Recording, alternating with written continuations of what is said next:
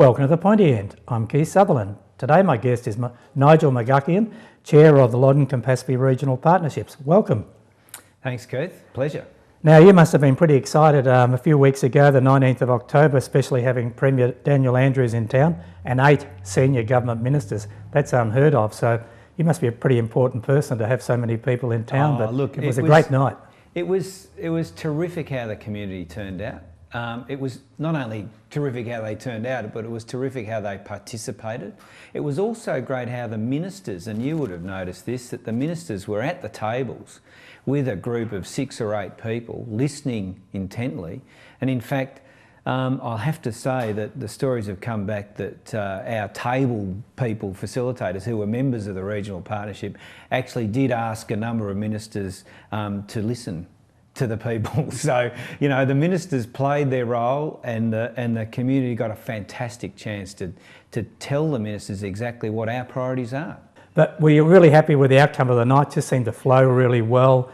The chair, the MC of the night was sort of rolling, and you sort of kept everything happening, and then the different sort of forums that you went to on different topics. But how did you come to select those typical topics? Because they're important, but it was high pressure on the people participating around those tables. Yeah, look, the history to this is that there's been a lot of planning done in this region. There's the regional strategic plan, there's the regional growth plans, there's all sorts of planning gone on, and the Loddon Mallee Regional Development Australia Committee has a structure and a plan. So those themes were pulled out of the important areas of work that we knew were important. So we weren't starting with a blank sheet of paper. That'd be crazy.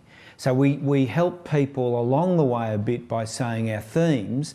The foundation is environment, transport and digital connectivity, because without those infrastructure, that basic infrastructure, you can't build a healthy community. On top of that, we've got health and education, which are making sure the people are okay, and then on top of that, with people being educated and healthy, then you've got jobs and economics and growth. So that sort of broad structure to the whole conversation, I think, worked really well. It was also, because it's such a big area, we're talking Loddon-Campaspe region, it was interesting on our table. Transport was a really big issue, and we were so lucky. Transport is a good example of a theme where you've got almost contrasting priorities. So you heard the two sides of that. One is the local transport between our small towns. So how does someone from, say, Inglewood or Gagari get the services that they want? So that's the local stuff. And then the bigger picture is the fast trains, you know, the better service on the trains, people wanting Wi-Fi on the trains, people wanting to go through the airport to Melbourne, you know, getting to the airport. You know, those big picture ones, the big licks of long-term thinking that are needed, as well as making sure people can get down to the new hospital, you know. And that's going to be a big issue, because we are so lucky in Bendigo that we've got this world's best hospital kicking off in January.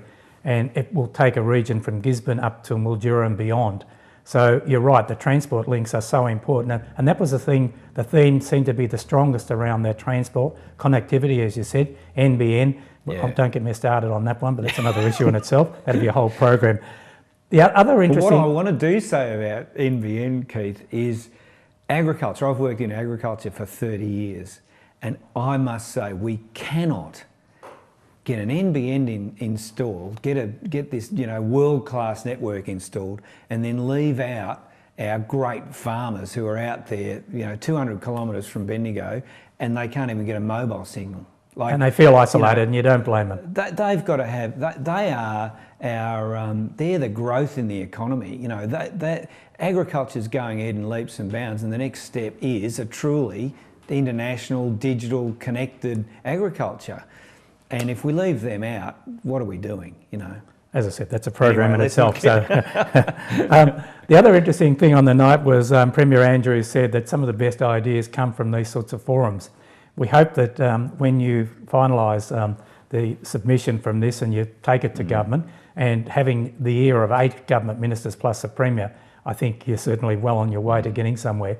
And it's up to them to implement some of these ideas. And I guess that we probably are lucky in regional Victoria.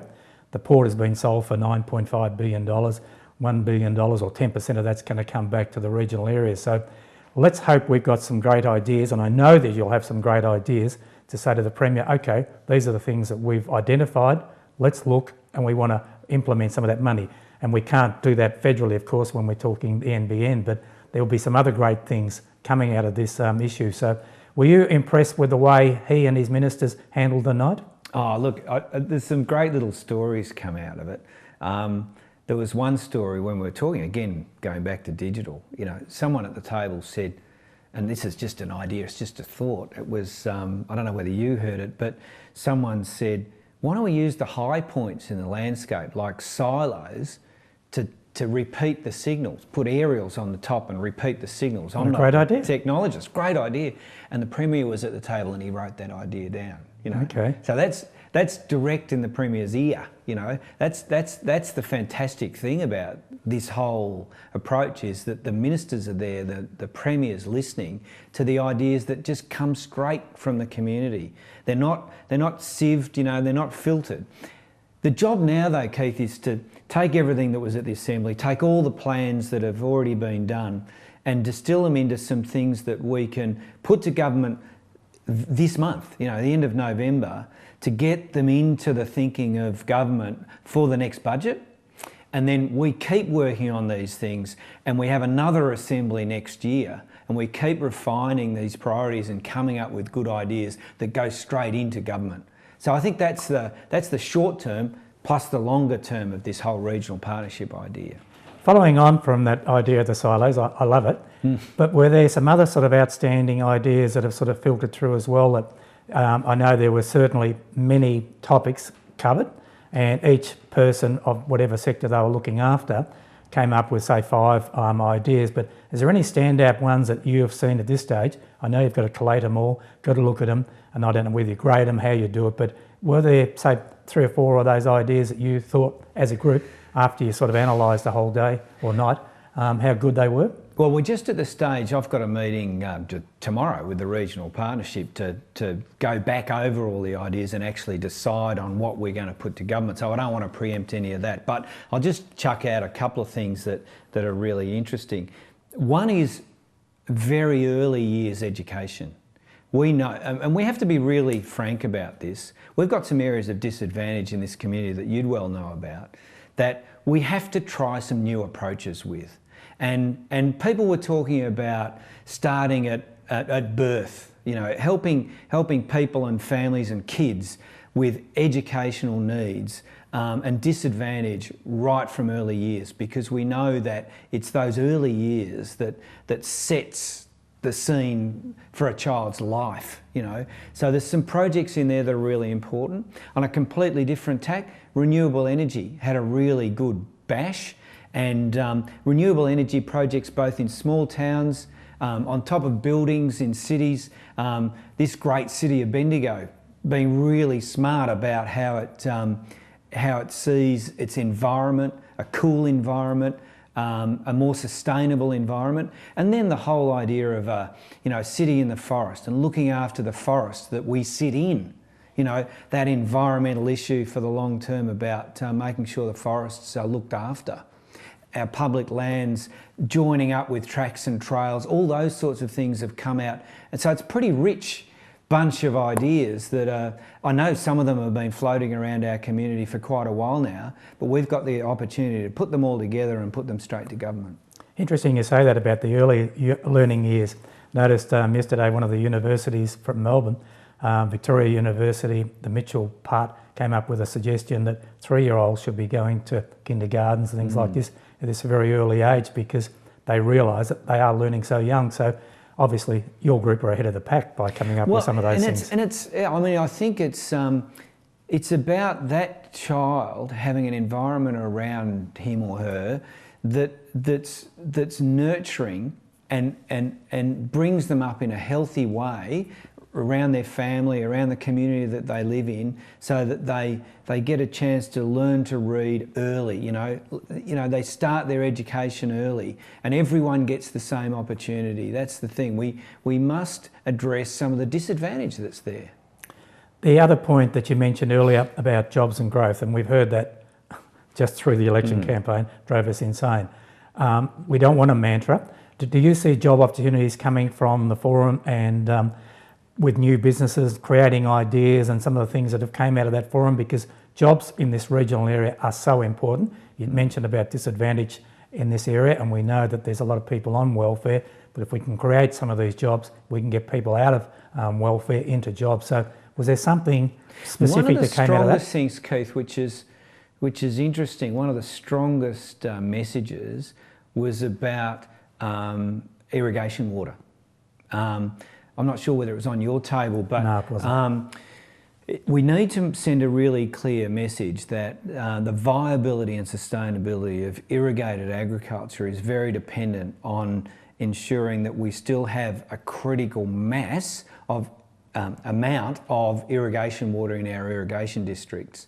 And the Murray-Darling Basin Plan, I don't want to go into too much detail about that, but there's been a lot of water purchased for the environment, which is terrific for the environment, but we need to make sure that agricultural industries still have enough water there in the system, in the channel system, to keep the irrigation districts viable. And as you know, to the north here, and in Loddon and Campaspe Shires, that's terribly, terribly important, not just for agriculture, but for the food processing industries. So that's one of the biggest economic drivers in this region, which we've got to look after.